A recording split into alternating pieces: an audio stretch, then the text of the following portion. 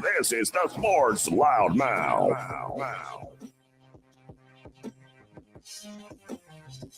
631, ho, ho, ho! It's not Christmas, but it might be for all you NFL fans. 631-672-3108 is the number to call. You're listening to the Sports Loudmouth. I'm your host, Harold Marks, my co-host, Speedy.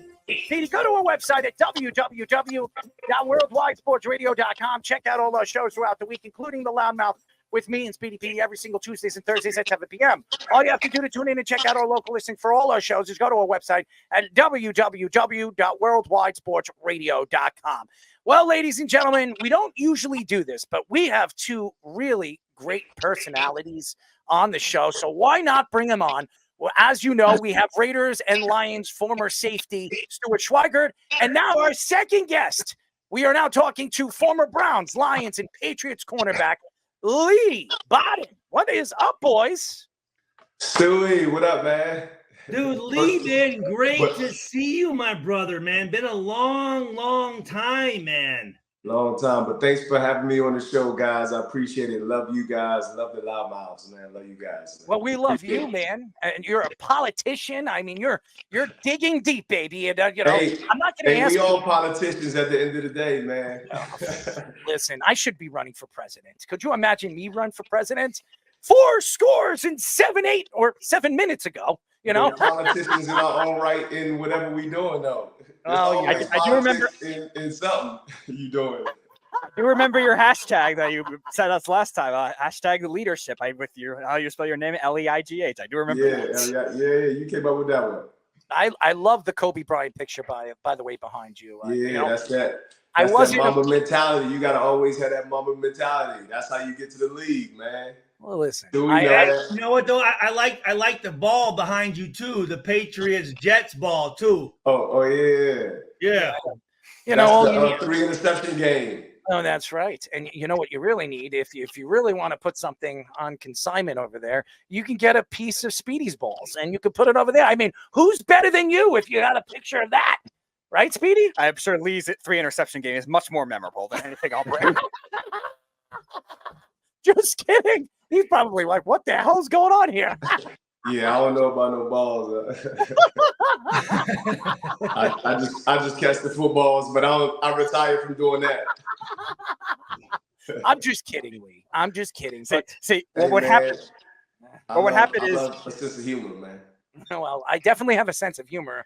Anybody that knows this show, I'm a little out there. See, what would happen if Errol, if I did what Errol just described, he would score less than the Jets did in that game against you when the Patriots won 31-14, and I would score less than that Jets team.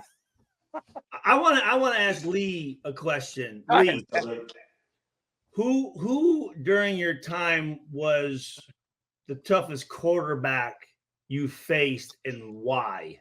I played against the greatest, Tom Brady. Okay. And we played them in 2007. That year, they were blowing everybody out. Obviously, they went, what was it? They lost one game in the Super Bowl with the Giants. That's right. But we played them in 2007. And, I mean, he just doesn't make many mistakes. And he's going to pick you apart. You know how, like, a Peyton Manning or a Brett Favre, sometimes they'll just test you, right? But Brady, look, he wide open. Pretty much, he just finds the matchup, man. He's just going, and sometimes he'll throw you open too. So it's just his accuracy, his decision making, and then I mean, just to see even his leadership. When I saw that, man, how he was demanding like excellence during each play, to see that on the field, man, it was amazing. And I was again, that was like my 5th, 6th year in the league or something like that. But it was great. But I mean, I faced some tough quarterbacks, Manning. But I mean, you know, it's just sometimes somebody's got to be the best, man. So Brady, I feel like was that guy, and then Manning, obviously. When you watch the game of the NFL now, what are some of the differences that you see with the secondary? What do you see that's different from when we played to how it is now? Well, I mean, obviously, it changes a little bit. I mean, But you're saying as far as defensive backs, the play, in my opinion, it hasn't evolved the way it needs to be, and it should. And that's why sometimes I want to go back and coach, but we know how much that is, how straining and how time consuming that is, and the commitment that is. But I see the technique is like people are still getting beat on the same things in the same way. And it's like, who's teaching these guys? Kind of, right? And it's not no knock on it, but it's like the development of it. Because you see the evolution of like a lot of other positions. Yep. And the right. technique, right? But the cornerback position that I've seen, it hasn't evolved enough to where it's like, man, because obviously we played it. And so we look at it in that sense of just trying to get better, because that's how we try to do each and every day. One thing I noticed was I don't see pre-snap recognition. Like, I don't see guys, with the down and distance, the formation, them seeing things. I feel like guys are trying to make a play when the play's snapped, and it's too late by then, right? Exactly. And so, man, that's crazy. I just spoke to an NFL corner that's playing at this moment yesterday. I won't say his name, but he having the same issues as guys, I'm telling you, back when I played, or the issues that I was having. And that shouldn't be. You know what I'm saying? I mean, today, I had a conversation with him yesterday. But I'm saying in today's football, he's having the same issues, right? He don't know how to watch film, right? Nobody sees. So like you're saying, that pre-snap, that's all the pre-snap. So now all I got to do is play and play fast. And when you learn that, and I told him, because I was the same way. I came from Duquesne University. So the X's and O's, I ain't really know that well. I just knew how to play ball. Put me out there, whoever, come on. Right? Step up to the challenge, right? And so that's kind of. Did you have a guy was there a guy that, like, for me, like Ray Buchanan and Charles Woodson and Warren Sapp and these guys, did you have a guy that when you came in that taught you how to be a pro? Well, to be honest, I mean, that's your job is to learn, to be honest, right? But all I did was, right, be silent in that locker room and listen, and then ask questions, and then ask more questions, and then just listen, right, to the guys that were 7 years, like Dalen McCutcheon, great leader on my team. Anthony Henry, great leader on the team. Robert Griffith, great leader. Earl Little. I had some great guys, and then who taught me how to watch film really was Brian Russell when he came. Brian Russell, huh? Brian Russell. Yeah, that's my guy, man. But because I kind of didn't want to bother those guys. I didn't know nothing about the league. So I was just like a little kid. So I was just shutting my mouth and just listening to learn, right? And then I had Todd Bowles and Chuck Pagano as my defensive back coaches. So Chuck Pagano is my dude. That's who I had my best success with the Raiders under Chuck Pagano, man. Great. Right. So their mind and their football mind. So I was just digesting everything, right? And then but I was watching film, and I didn't really know how to watch film.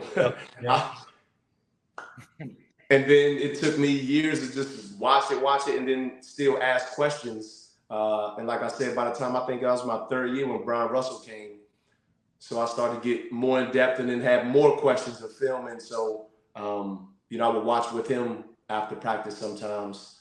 I want to ask one more question. Go ahead. Lee, how important is practice and getting prepared? Yeah. Right. So when the lights come on, it's like nothing to you. That's what practice. That's why you practice. That's what it's like. Usain Bolt, he practiced all them hours for some seconds. You know what I'm saying? So it's like it's you prepare yourself so you don't get rattled at nothing. You know what I mean? And so when certain things come about, I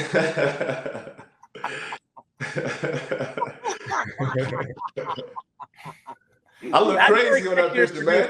That's our executive producer. He likes to have a little bit of fun with our guests. Now, what was I saying? I don't even remember what I was saying now. No, but no, about practice. I was saying how important practice, is the it for the preparation.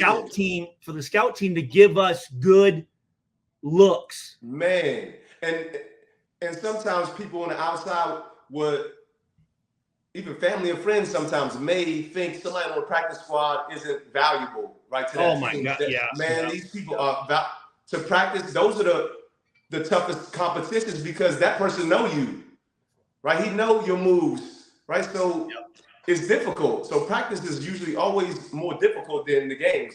But then the games become difficult when you face now these top guys, like you said, quarterbacks, receivers. Right now it's like, whoa, because it's gonna be something different. But that's what you love is that competition, right? So that's what you practice for, right? So like I said, that's how I was practicing at Duquesne. Bring whoever on. Bring Chad Johnson. Bring who else? Did I play with Steve Smith? Bring Well, I mean, back then, Randy Megatron. Moss, Bring Randy Jerry Moss. I don't care Porter. who you bring. Yeah. I'm practicing for them. And we're going to see who's going to be the best today. By the way, that's why I said any given Sunday.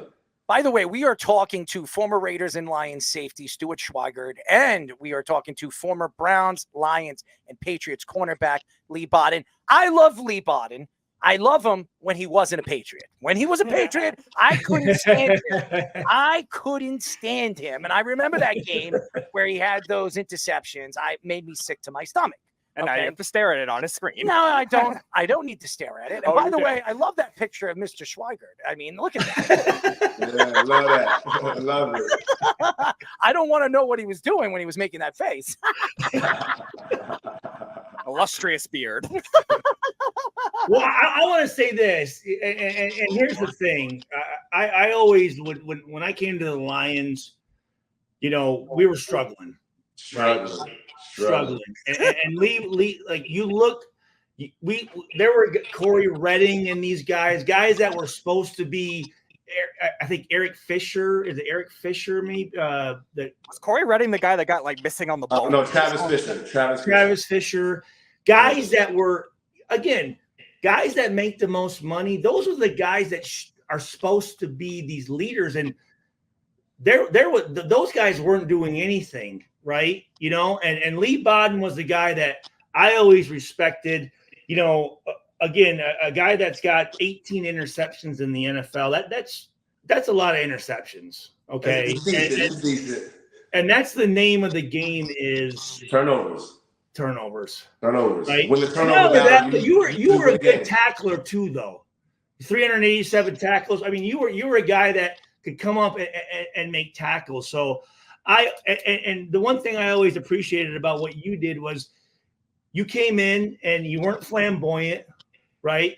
You put your time in, you did your work, and you did what you're supposed to do as a leader. And I always respected that, and I'm super happy to be able to reconnect with you. And hope absolutely, I'd love to be able to get your information so that we can stay in contact. Because unfortunately, and I'm sure you know this, I'm sure you've had experiences. I mean, the last 5 years, I've lost probably 6 or 7 former teammates, and got guys that So When Charles Rogers passed away, which you saw me wearing the 80 jersey, a guy that I grew up with, a guy that I battled with. Did he?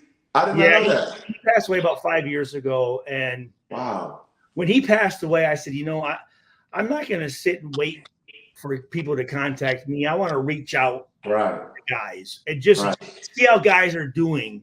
And that community, absolutely. Yeah. So, I mean, the chance that, and I appreciate you guys allowing us to communicate. Of course, why not? I mean, come on. And talk. We have 2 former teammates on the same day. That season, I mean, I came there halfway through it, and I remember.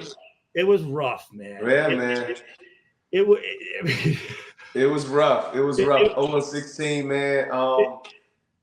Don't wish that upon nobody, but I think the Browns went ahead and did it some years later. Well, here's what I said. I'm glad there's now 17 regular season games, because there's going to be a team that goes 0-17. So It'll knock us. It'll knock our. Yeah, for the Giants.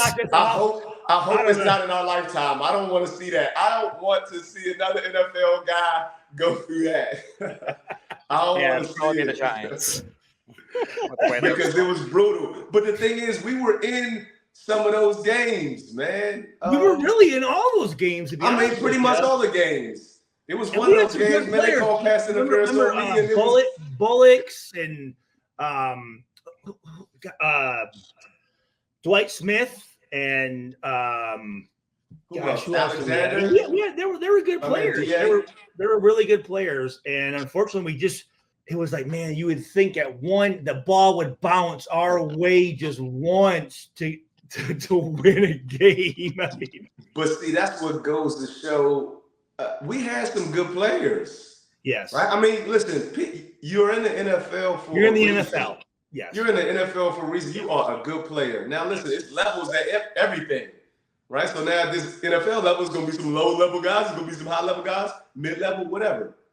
But everybody's competing, and again, you can win. But it was the leadership too, right? Because it's like, you see coaching. It's not just the players that's the team; it's the coaches as well. Yeah. And so putting us, like you said, the ball bounce our way. Sometimes, and I was critical, and I talked about us just even running trick plays, reverses, onside kick. We wasn't doing none of that. We was just staying basic and losing. It's like throw a fake punt in there or something. Throw something in there, right? But it was like we were sticking to the program, and the program was sometimes you got to ball that thing up and like go to something different. And that's why Bill Belichick is so great, and the Patriots were so great because I went there and I seen him throw the game plan away immediately. Was that the end? What you went there at the end of your career to New York? Right after Detroit. Okay. Oh, well, right that's after a big Detroit. change. That's a big change. And so that very next year, I saw Bill Belichick because what's the guy? Josh McDaniel. He went to go be the head coach for Denver. So he knew what. Josh McDaniel. What's the guy? What's the guy? That's the perfect way to express who Josh McDaniel. Tell me about him. Because he came out to Las Vegas and sucked. I'm trying to think of him. You know what I'm saying? But Josh McDaniel, he went to go coach Denver. Yep. But he just left the Patriots, so he knew what the defense reacts to, and what we check to if the offense does certain things, right? So he was marching down the field on us the first drive. Bill called timeout. He said, they're doing this. We're going to do this. And then we stopped them, and then they kicked the field goal, right? But it's like sometimes you just got to scrap what you're doing and see what the other team is doing to you and try to win some games.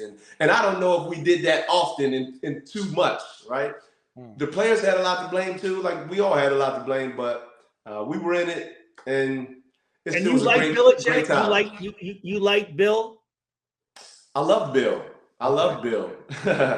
I mean, his mind was out of this world. Like his football mind is catalogs. Was he a jerk? I mean, was he No. And so I just saw him on a Madden cast.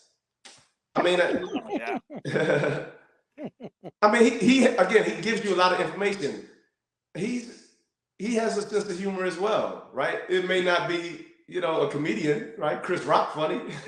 Oh, he's pretty funny. I don't know. We've had he's pretty funny. That, yeah. I'm just letting you know. Mm-hmm. I don't know if anybody's seen the Tom Brady roast. That was hilarious. But I'm saying, I saw him coming out of that girl's apartment or whatever when he was drunk with his shirt off. I saw that. Love him. He's 23 years old. The guy knows how to use it, right? Yeah. Get him the vibe. His 23-year-old girlfriend's pretty funny. Yeah, he has a good personality, and he displayed it every once in a while there, right? Because you're around him so much.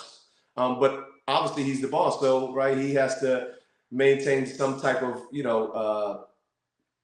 order, right? And just sometimes you can't play around or joke around. But a lot of times, in his press conferences, he says some funny things, but we got to see it a little bit more. So yeah, I loved him. He about his business, about the team, what he feels like is best for the team. And you got to respect that because he lets you know that, right? You loved him, and I hated him.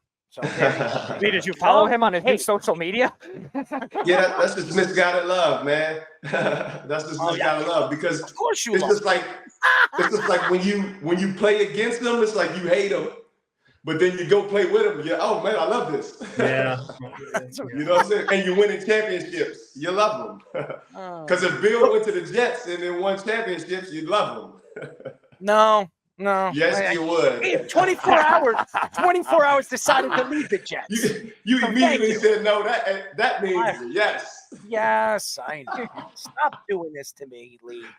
By the way, we are talking to former Raiders and Lions safety Stuart Schweigert, and we are talking to former Browns, Lions, and Patriots cornerback Lee Bodden. Yes, we love them. Two guys that have been on our show before, have very interesting personalities as well as unique, players on the field as well.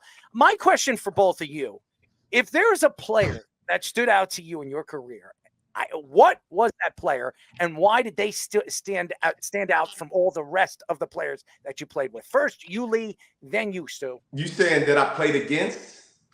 You played against or played for. It doesn't matter. Whoever you played against or with. Is there a player that stood out to you from all the rest? Yeah, absolutely. Chad Johnson. Chad Johnson. And the reason, because he was in my division. He was one of the best receivers at that time in that span. And him and I just had some great battles together. He got me a few times, maybe a lot, but I got him a lot too. But that's what it's about. Like I said before, it's like, bring on. I'm like Achilles. Like I'm calling Hector out. Like, Hector! Like, Hector. Ocho, let's go. Where you at, boy? You know what I'm saying? It's like, because it's like, one, it's entertaining for the fans, and then it's entertaining for us too, because it's just the competition in the battle, and that's what you love, right? To be able to do that. And do you have a story? Do you have a quick story? Could you give us a story that you remember of something that he said on the field? Because I know he's a unique. I'll just tell you a quick story. Chad Ochocinco, I met in Miami. I was actually sitting on the boardwalk, and this guy's running around with his shirt off, and he goes, I'm having a mimosa. I don't drink, by the way. And I'm sitting there with my friend, and he comes up, and he's trying to get a water, and I'm like, yo, bro, I was there to interview Cuba Gooding Jr. and Dwayne Wade. I was going to an event to interview these two guys. And this guy stands over there, and I'm standing, I'm like, dude, that's Chad. And he said, Chad who? Chad Johnson, Ocho, whatever you call him, whatever his name is. And he's like, that's not Chad. I said, I'll put money on it. It's Chad Ochocinco. And I called him over there. He sat with us, and I said, you're Chad Johnson. He's like, I'm Chad Ocho. Just remember that. And he sat there, and we had a 5-minute conversation with him. And before he said, I have to go, I got to finish my run, he told me, he says, who was your favorite wide receiver when I was playing? I said, Terrell Owens, and he started laughing. He's like, I know, me and Terrell, we're good friends. I was like, that's why I said it. Duh.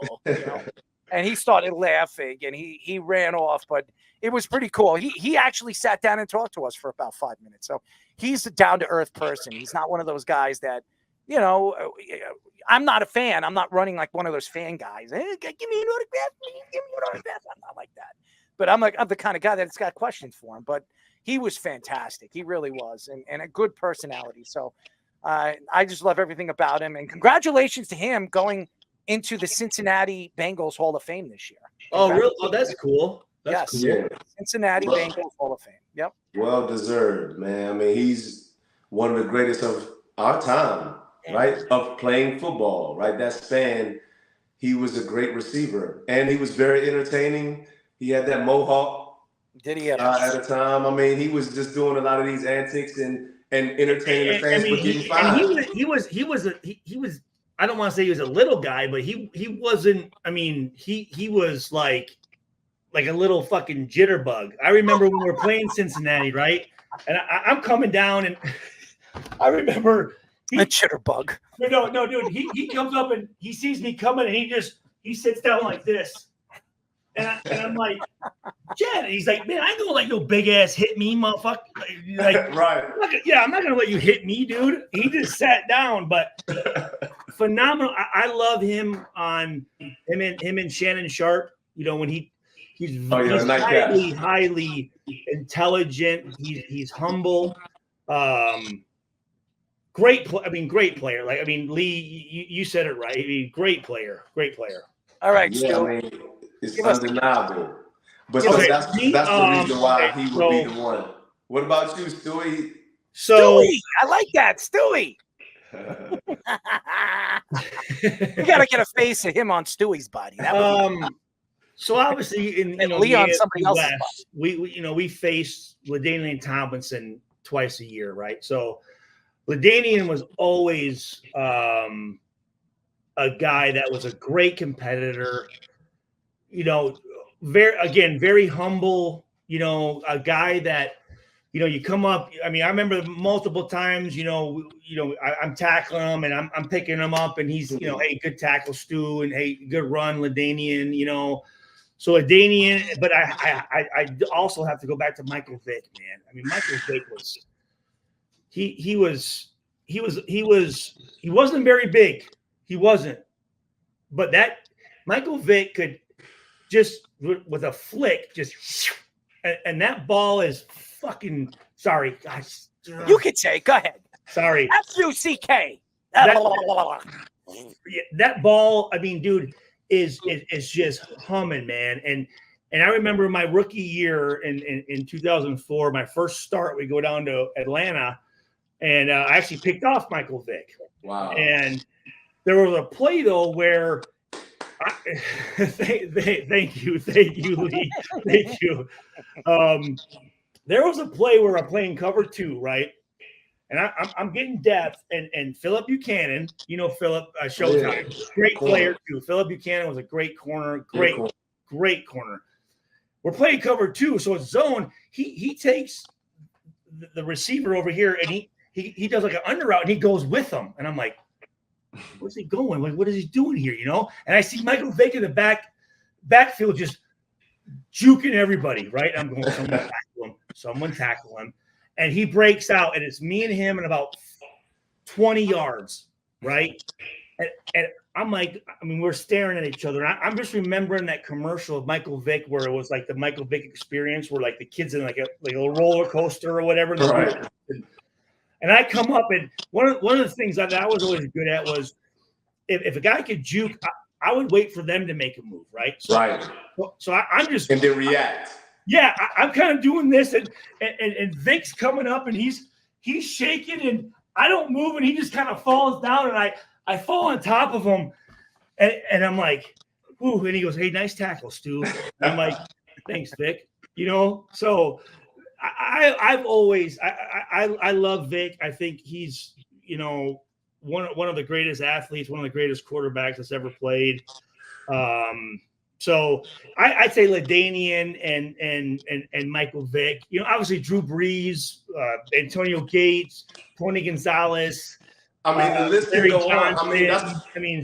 I had to pick one, but that's because I had really, some battles with Chad, and we had some interactions pre-game, all this stuff. So we had a little relationship, and I did run into him in Miami too, Chad. So we had a lot. But like you saying, Michael Vick, man, I only had one chance to play against him, and I was hurt that game. And that's what we all want to do, is just play against the best. The best. Right? So because I want to pick off Michael Vick. You want to see how you tell people I picked off Michael Vick.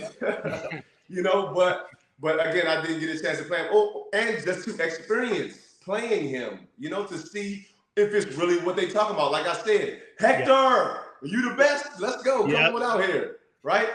But that's what you play for. Right. And I was, kind of sad because I didn't play against Michael Vick. But again, I didn't get to play against who else in our town? Larry Fitzgerald, because he was hurt when we played the Cardinals, right? But I did play against Anquan Bolden. So I look forward to those big time matchups because these are big time guys that everyone talks about and say they the best. So guess what? I'm gonna show that I'm the best too. Even if y'all want to speak about it, at least I can tell myself, man, I did well against this guy, right? That they speak very highly of.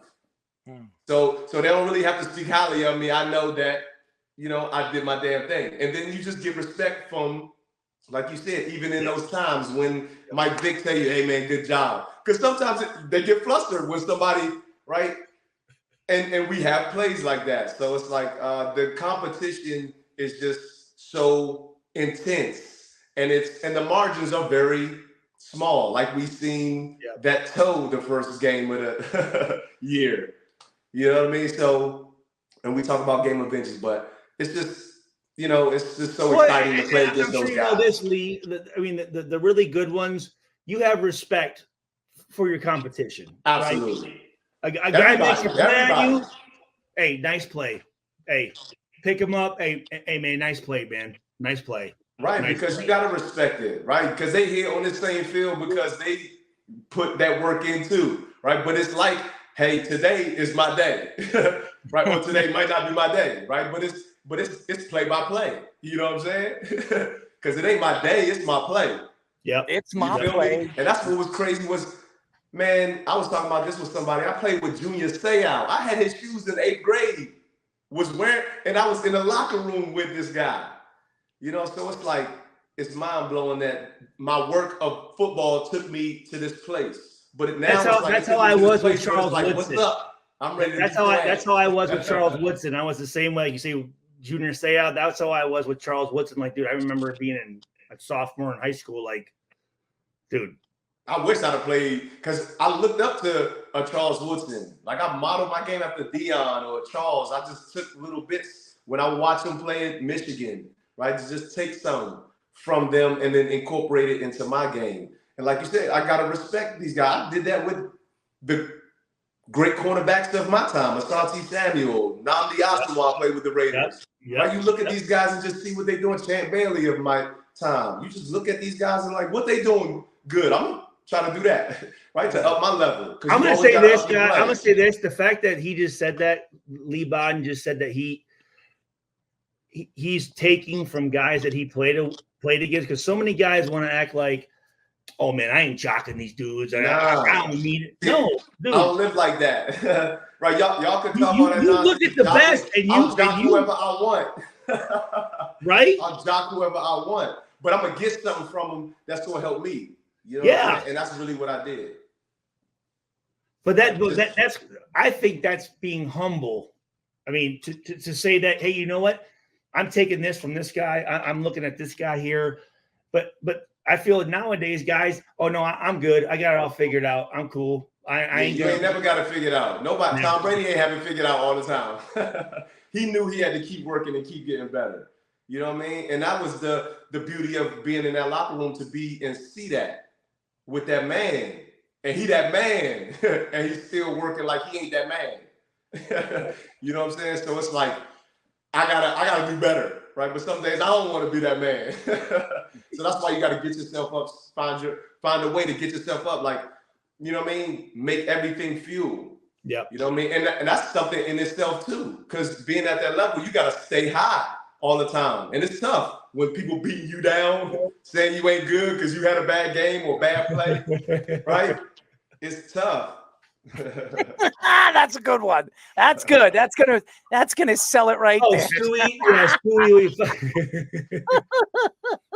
Yeah, there it is. Yeah. Well, boys, we really appreciate you guys joining us. Stuart staying on with us and being a part of the interview, and Lee, always great. And we want to get you guys on before the season's end, because I'd like to know your opinion. Maybe we'll get you both on at the same time and see where you see the Super Bowl going. I know everybody has Kansas City, but Stuart would never do that. I beg to differ. But, we really appreciate both of you joining us as well, and we'll talk to you guys soon. Hey, Speedy, can you send me Lee's number? Yeah, I'm gonna text you both together. Cool, Lee? Is that cool? Yeah, absolutely. Hey, hey, dude, you guys are awesome, man. Thank you so much, man. This was great. Come on, man, stop it, dude. I mean, we love you guys, and you know who the best. We ain't even talk about the game, though, man. What is it? What do you want to talk about? The Jets choking in this game? I know they're up. I mean, I don't know what was your plans to talk about. There's nothing to talk about. Please don't jinx my team. I jinxed them enough. I mean, you could talk about how Todd Bowles is a better coach than Robert Saleh. Oh, that's I'll tell you this right now.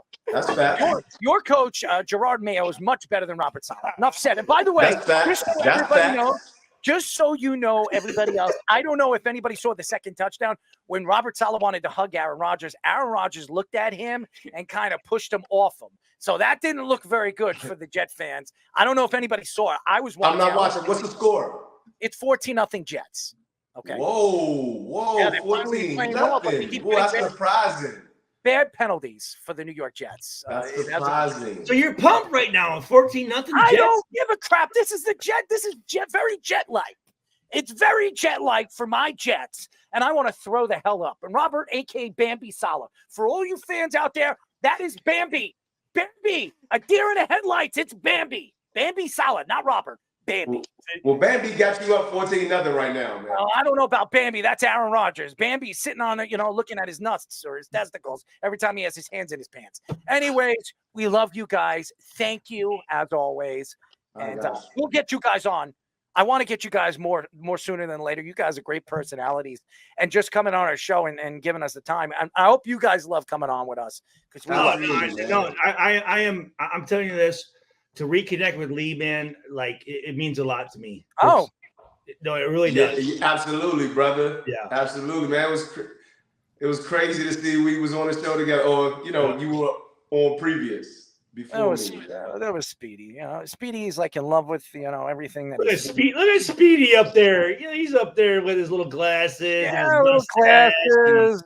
Very hairy man. Glasses are better. Looks like Moses. I mean, I don't know. He's trying to look like me. I think he's trying to copy me. I've never grown out that far, Stuart. I haven't done that yet. He looks like Moses. Okay, I don't know if anybody's seen the graphic. I just want everybody to actually check out this graphic that our executive producer is going to post up. This is perfect for you. Right there, ladies and gentlemen.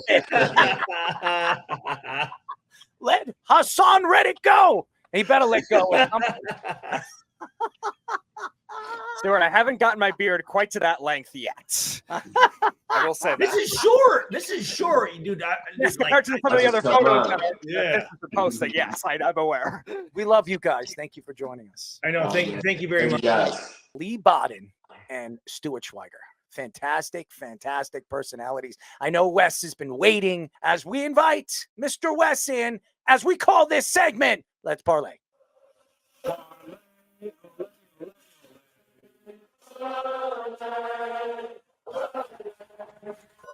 It's time for Let's Parlay. I know, Wes, you've been waiting, carefully. And what's going on with that?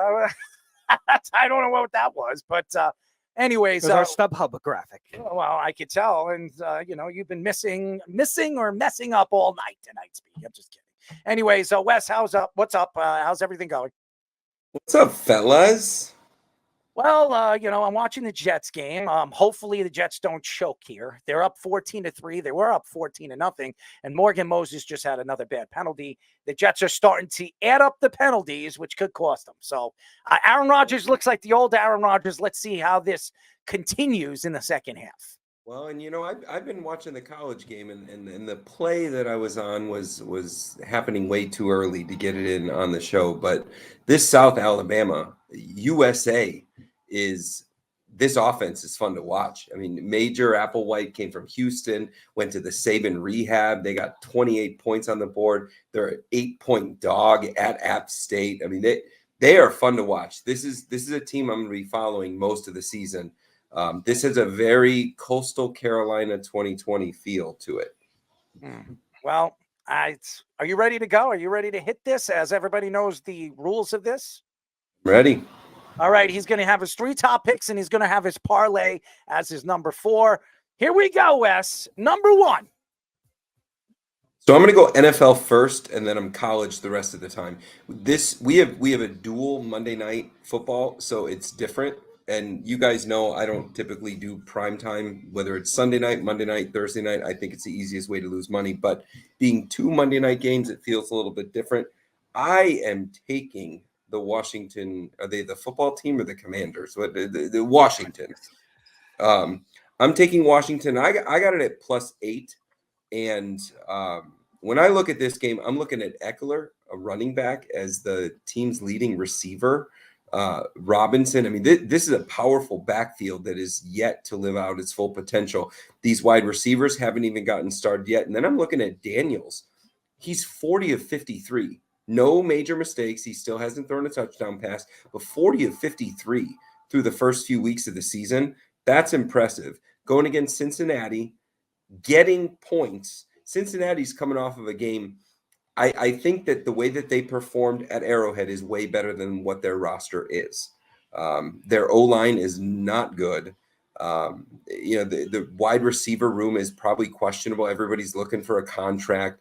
I mean, Joe Burrow is Joe Burrow, but I just think that this is way too many points. I'm going to take Washington in this spot.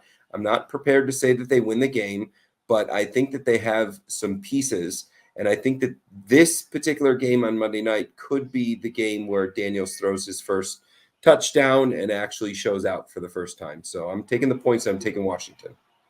All right. Your number 2 for tonight. I'll start with Friday night. I'm going to take San Jose State. I'm taking the 13.5 points, and this is a really wild one. I like to look at line movement, and you look at Memphis. I apologize. I'm looking at the wrong information. Give me 1 second. You look at Washington State coming off of a rivalry win that they had no business winning. So you look at the transition from last week to this week, you look to the letdown, but then I always like to look at line movement, and 62% of the action is on Washington State. The spread open at 13.5, and it's moved to 12.5, which means that remaining 38% is either really smart money, really big money, or the house wants to be on the San Jose State side of things. I'm looking at Emmett Brown, who's thrown 915 yards, 9 TDs and 2 interceptions through the first, I think, 3 games of the season. I'm not prepared to say San Jose State wins the game, but I like them in this spot, getting 13.5 points. All right. Give us your number 3, Mr. Worldwide West. I was going to go with another fade pick, but let's just go Tennessee. They're going to Oklahoma, and Tennessee's not winning games. They're dominating games. I think Sampson is the best running back in the SEC, possibly in the country right now, and that's coming from an Ohio State fan that's looking at Judkins and Henderson. But I think that, they're just completely dominating. And so if you believe Tennessee wins this game, they will cover the 7 with no problem. The only way that they don't cover the spread is if they just simply don't win the game. They took Grayson McCall, who I believe is the best quarterback going into the draft next year. He plays for NC State, but this is a quarterback I've paid a lot of attention to. They made him look foolish. They held him to almost nothing. Tennessee, in about 3 weeks, we're going to be talking about them in the same conversation as Georgia and Bama. Well, in about 3 weeks, Georgia and Bama will have played each other, but we're about to see Tennessee get into some really top tier type rankings. 7 points in this game feels like a gift. The odd thing here is the public is also, I think, 70+% is in favor of Tennessee, but I don't think that it's unwarranted. I don't see a roster of Choklahoma that can even that even belongs on the field with them. Brent Venables is a defensive coach, so I don't know. I just don't see how Arnold at quarterback or anybody on that roster for Oklahoma is gonna stay in this game with Tennessee. I'm laying 7 points. It's a gift. It's going to be a double-digit win. It's a welcome to the SEC, and Choklahoma is going to lick their wounds here. Oh, they're going to lick something. Speedy, hopefully they don't lick something of yours. By the way, Wes, we're probably going to have a Choklahoma Heisman winner on next week, and Jason White. There you go. Very Jason cool. White joining us next week. That'll be fun. First time on our show, Speedy? Mm-hmm. Absolutely. Jason White. Anyways, could be an NFL prospect. Anyways. Wes, give us. No. He was the Heisman Trophy from 20 years ago. I'm sorry. So what are you saying? You said he was for Oklahoma. Former. That's what you said. You said a player from Oklahoma. Former player from Oklahoma. There you go, Speedy. Use the right wording here. Anyways, final pick of the night. So I have a lot of action this week, and I have about 14 different plays. But so this last one, was difficult to give me because I'm looking at 2 different games. But I'm going to take Navy. I'm taking Navy in this spot. And again, we look at line movement. Memphis opened at 11. 80% of the action is on Memphis, and yet the line moved back to 9.5, which means either smart money, big money, or the house is on Navy. But just the style of play from Navy. Memphis is coming off of what they probably believe to be a big win at Florida State. The style that Navy plays, like they play this ugly, dirty grind game. They can kill the clock. The way that Navy is able to rush the ball going up against, Memphis. Memphis can't really do much on offense, which really doesn't say very much about Florida State. But it's just the theme of my plays this week is high low, coming off of a high, going into another game, what they perceive as an inferior opponent. I like Navy in this spot. I'm going to take 9.5 points. So a lot of dogs here. In fact, all dogs other than Tennessee, but we're going to take 9.5. I actually, in this game, I think Navy's got a shot of winning outright. That's interesting. And by the way, Navy, I can't wait until Navy and Army every single year. I can't wait to that game at the end of the season. So hopefully it's, what was it, last 3 years it's been Navy, right? It's been Navy that won. I'm pretty sure in the last 3 years it's been Navy winning 3 times in a row, or 2 times in a row. Navy's won back-to-back years or something. And they're both in the American Athletic now, and there's some conversation about Air Force joining the American Athletic, which would be pretty cool. Yeah, that would be cool. Imagine if all 3 of them could play in one game. Imagine if 2 out of the 3 were in the American Athletic championship game.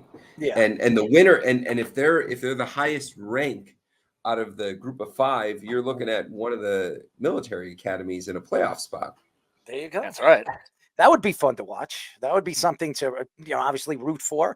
Well, and you talk about, the little man getting in and creating problems. Every one of these military academies is they create weird mismatches just because of the style that they play. Right. Like you look at Air Force going up against Ole Miss in a playoff game, like at Oxford, and Ole Miss is a 30-point favorite, yet Air Force muddies it up and just creates a really small margin. I could see that happening with one of the them. original option offense. Right. He missed it. Is it a flag on the Jets or flag on? Who's it flag on? It's on the Jets. Wes, you need a bet for over under total number of passing attempts. No, I don't bet stuff like that. I bet points. I bet wins and losses. But I think New England can come back in this game. Yeah, that's what I'm afraid of. So well, I'm not saying they come back outright, but I'm a big live bettor, and so when you log into our partners, you log into Bovada. Right now, if you believe in New England, so the spread was originally 6.5, so the Jets win by a touchdown and a PAT. But if you jump in right now, you could take New England plus 16 on Bovada. So most games in the NFL are not defined by more than 16 games. And the margin right now is, what are we, 14-3? Yep. So do the math. That's 11. So New England puts any form of offense up. They're due a touchdown. They're going to score a touchdown somewhere. Hopefully they don't. Hopefully they don't. I'm not a Jets fan. I'm just doing some. I know you're a Chicago and Kansas City fan. Well, I'm just doing some 3 beers in math, and taking 16 points in any game where this opening spread was 6.5. That's a smart idea, and now it's 17 and it's minus 110. So 100 returns your 100 plus $90. No, my math isn't good, so I don't even want to think about it. But yes, I definitely want to think about Bovada. And guys, you can go on Bovada and they'll double you on any one of your first bets. So if you have $100, you put $100, you get 200. 200, you get 400, 400, get 800. So it doubles. So if you've never been on Bovada before, 41 states, Speedy, what is it? 41, 45 states. 45 states. It works in 45 states, but the tri-states. So if you want to go to Bovada and use our link, you will get a lot of bonuses if you go through that. So join us now by hitting our link on our website. And by the way, Mike Williams again making a big catch to get them. So there you go. Yep. Thank you, Wes, for joining us, bud, as always. Yeah, great show, guys. Thank Great you. show tonight. Adam Scheffner. He reports that Jordan Love has a chance to play in week 3 versus the Titans, calling it a 50-50 shot. He plays. Love sprained his MCL at the end of the Packers' week 1 loss to the Eagles and was expected to miss 4 to 6 weeks. Love did return to the Packers practice Thursday, practicing in limited role. The Packers beat the Colts in week 2 without Jordan Love, with Josh Jacobs having over 151 yards. Willis had just 122 yards passing in that game, but did not throw any interceptions. Love signed a 4-year, $220 million contract this off season. If the Jets screw this up, okay, I do not want to see them catch the ball in-house or an interception. Just kick the damn ball and go into halftime up 17-3. It makes no sense why they're doing this. Just kick the damn ball. This is very Jet-like. This is a dumb move by Robert, a.k.a. Bambi Saleh, okay? I think they just, there you go. Kick the ball, get it over with. You have one of the best kickers in the league, Greg the Leg, and let's, he was one of the best kickers in the league last year. I think he was a Pro Bowl player last year. But getting back, let's see if he kicks this, and then we'll get into the whole Jordan Love, because we're going into the half, and we will get into the show. Here comes Greg the Leg. They're going to call a timeout, ladies and gentlemen. It seems very like the Patriots to do something like this. Here we go. Is he going to call a timeout? The kick is off. They blocked it. Wide left. Oh, it's Jet-like. Very, very good. Well, this is great. Very Jet-like. And look at Bambi, not knowing what to do, standing there with his head between his legs. As always, very, very Jet-like to do something like this. Yeah, their kicker, kicks it far left. Very, very good. Anyways, to get back into Jordan Love, there's a lot to get into this. First of all, you're putting your quarterback, your franchise quarterback that you just paid 4 years, $220 million, a huge, huge contract. Now he has an MCL injury, a sprained injury, and you're putting him at harm's way. He only missed 1 game, and it just doesn't make sense. It makes no sense for the Green Bay Packers to put him in this position. You don't see Tua coming back in 8 to 9 weeks. And if you see Tua coming back in 8 to 9 weeks, it would be a big mistake, an absolute big mistake. And here it is. The game, is it 1 second left here? I mean, are they going to kick the ball here with 1 second left? They're going to throw the ball down the field.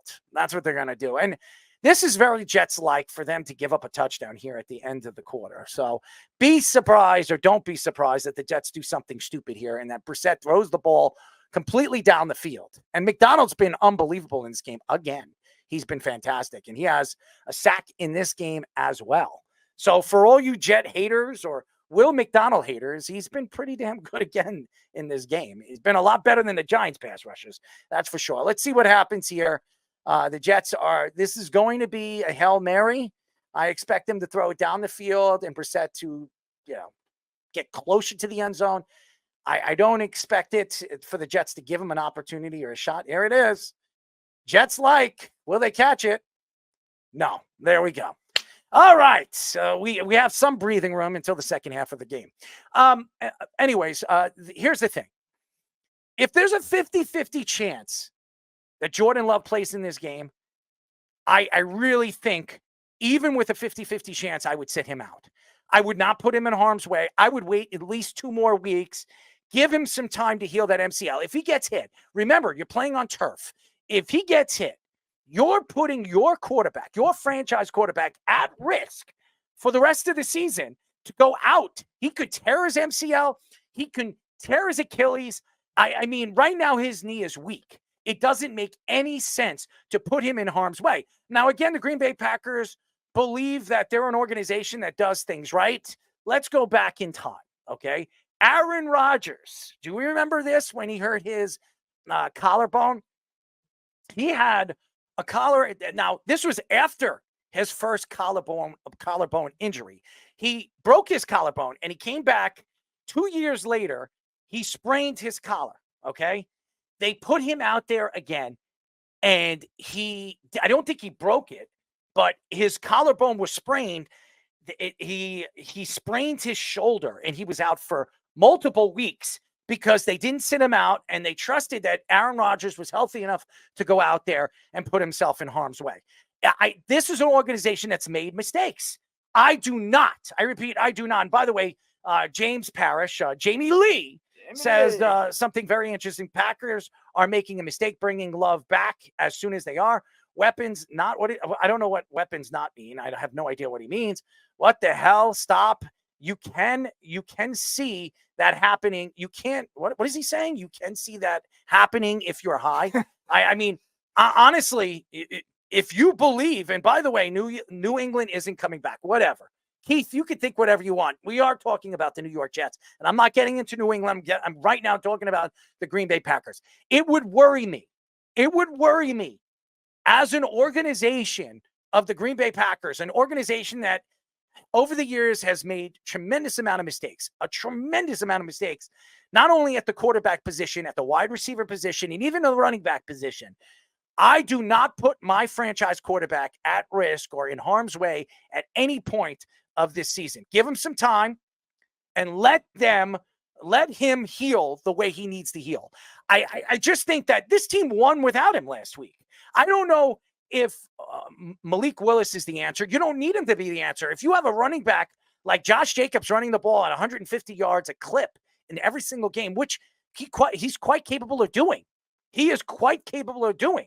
So why aren't they just running their running back and letting their running back take over games as he's done, in week number 2? I think there's a tremendous opportunity right now to see what you have as a team and a defensive side of the ball. This is a defense that's played pretty well over the last 2 weeks. Even against the Eagles, they played very well against the Eagles in the second half.